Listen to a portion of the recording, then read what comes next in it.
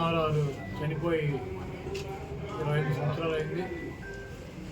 ఆయన 30 సంవత్సరాలు సినీ రంగ పరిశ్రమలో అనేక చిత్రాలు నటించి సినీ రంగ పరిశ్రమలో ఆయన్ని ఉన్నతమైనటువంటి స్థానానికి తీసుకొచ్చినటువంటి, ప్రజలకి మేలు చేయాలని చెప్పి ఒక రాజకీయ పార్టీ స్థాపించి 9 నెలల్లో అధికారంలోకి వచ్చి అనేక సంక్షేమ కార్యక్రమాలు చేసి నమ్ముకున్నటువంటి కుటుంబం చేతిలో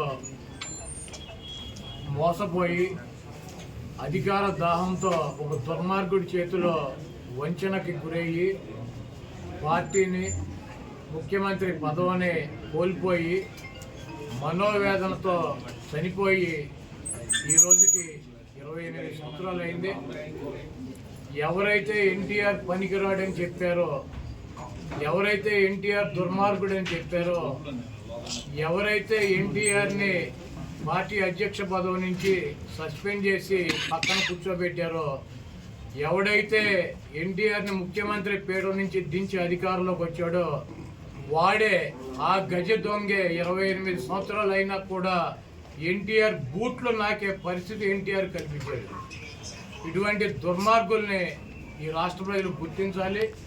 బతుకున్నప్పుడేమో దుర్మార్గుడు అని చెప్పి, ఆయన ముఖ్యమంత్రిగా పార్టీ నాయకుడిగా పనికిరాడని చెప్పి, ఈరోజు సిగ్గు శరము లేకుండా ఎవరైతే ఆయన్ని దించారో అదే కుటుంబ సభ్యులు, అదే వ్యక్తి ఎన్టీ రామారావు గ్రామానికి వచ్చి విగ్రహాలకు దండేయటం, ఎన్టీ రామారావుకి వర్ధంతి చేస్తానని చెప్పటం, ఇటువంటి దుర్మార్గపు ఆలోచనలో పదవి కోసం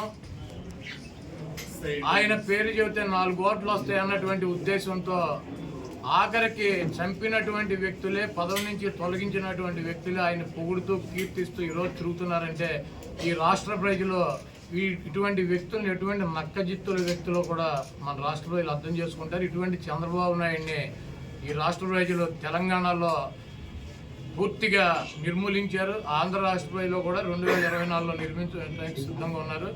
ఏదేమైనప్పటికీ ఎన్టీ రామారావు లాంటి మహనీయుడు ఆశయాలని ముందుకు తీసుకెళ్లాల్సినటువంటి అవసరం ఉంది. కాబట్టి తప్పకుండా ఆయనకి అభిమానిగా 28 సంవత్సరాల నుంచి ప్రతి సంవత్సరం కూడా ఆయన వర్ధంతి, జయంతి కార్యక్రమాలు ఇక్కడ పెద్ద ఎత్తున నిర్వహిస్తున్నాం. ఇక ముందు కూడా నిర్వహిస్తాం. ఇటువంటి గుంటనక్కల్ని ఈ రాష్ట్ర ప్రజలు నమ్మొద్దని చెప్పి వారిని తుదముట్టించాలని చెప్పి కోరుతున్నాం.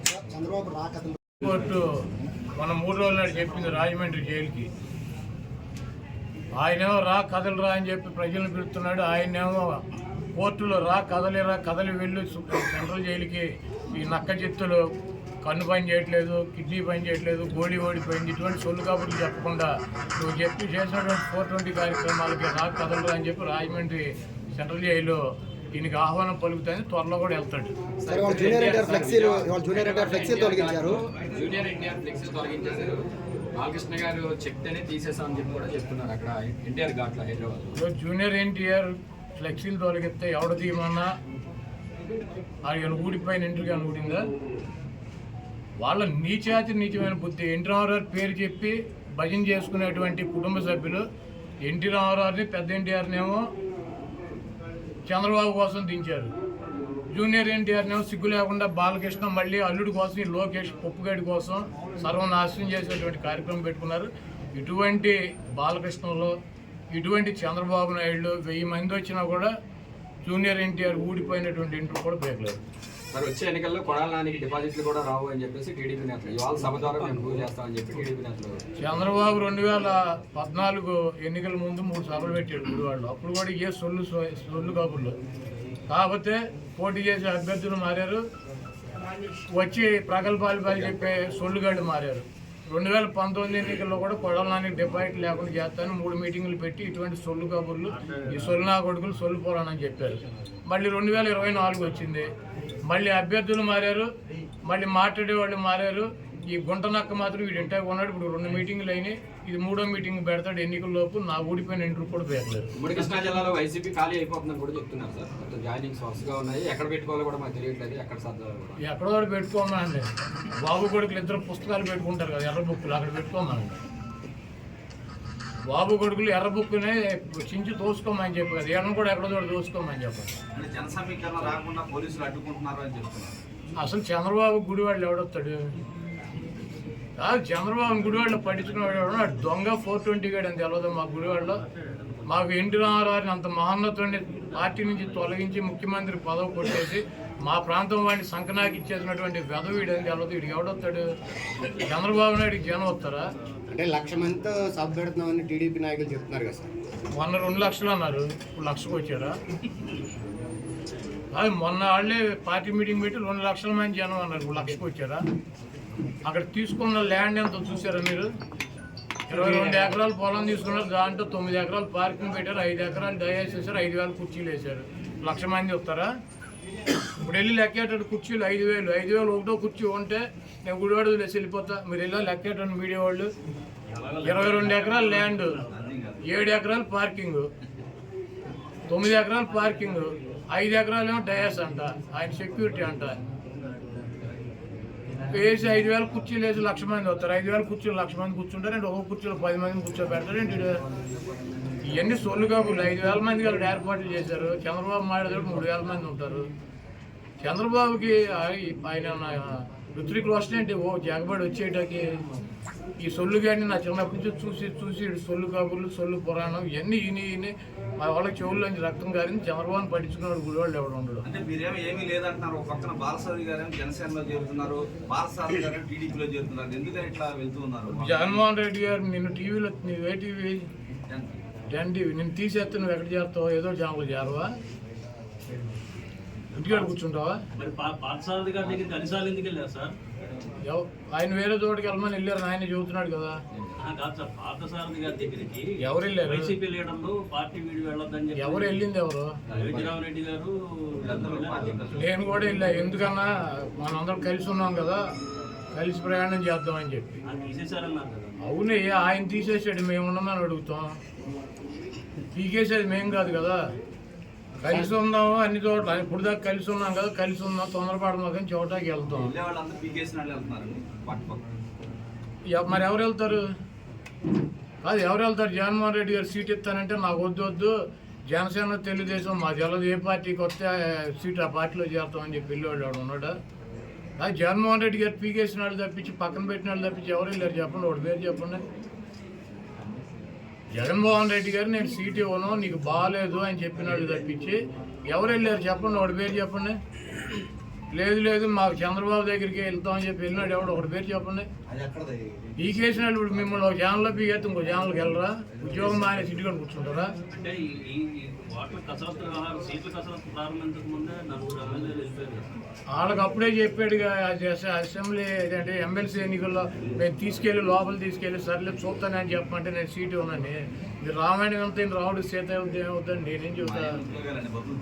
కాదు, 4 ఏళ్ళు నలుగురికి అసెంబ్లీ జరుగుతూ ఉండగా ఓటేసే ముందు నలుగురిని తీసుకెళ్ళి ముఖ్యమంత్రితో మాట్లాడిచ్చారా?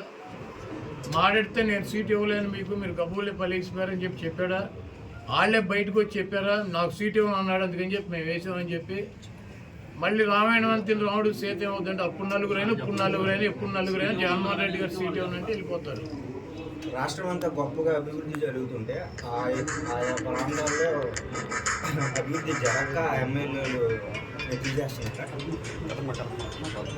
ఇప్పుడు మీ ఛానల్లో నిన్ను తీసేశారు అనుకో, అదే మీ ఛానల్ పనికిరాందని నిన్ను తీసేసినట్ట, లేకపోతే మీ ఛానల్ సరిగ్గా వార్తలు వేయట్లేదని నిన్ను తీసేసినట్ట. ఉచిత పథకాలు నేను అడిగేదాన్ని సమాధానం చెప్పు. ఇప్పుడు నీ ఛానల్లో నేను తీసాను నేను ఒక్కనే అంటే మీ ఛానల్ సరిగ్గా వార్తలు చూపించట్లేదని, మీ వార్తలు సరిగ్గా కవర్ చేయట్లేదని, మీ ఛానల్ పనికిరాందని నేను తీసేసినట్ట. ఇప్పుడు బిహేవియర్ ఉంటుంది, ఒక ఎమ్మెల్యేనైనా ఒక ప్రజాప్రతినిధి బిహేవియర్ ఉంటుంది. లేకపోతే సామాజిక సమీకరణాల్లో అక్కడ ఉన్నటువంటి సామాజిక సమీకరణలో మిగిలినటువంటి వాళ్ళకి అవకాశం ఇవ్వాల్సినటువంటి పరిస్థితి ఉంటుంది.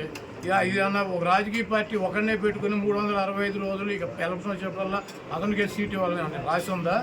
తెలుగుదేశం చంద్రబాబు నాయుడు అడిగేస్తాడు, ఇప్పుడు నలుగురిని మార్చాడు నా మీద. ఇప్పుడు వెళ్ళి అడగండి. అదే ఇప్పుడు నేను 4వ వాడి మీద పోటీ చేస్తాను, వెళ్ళి అడగండి.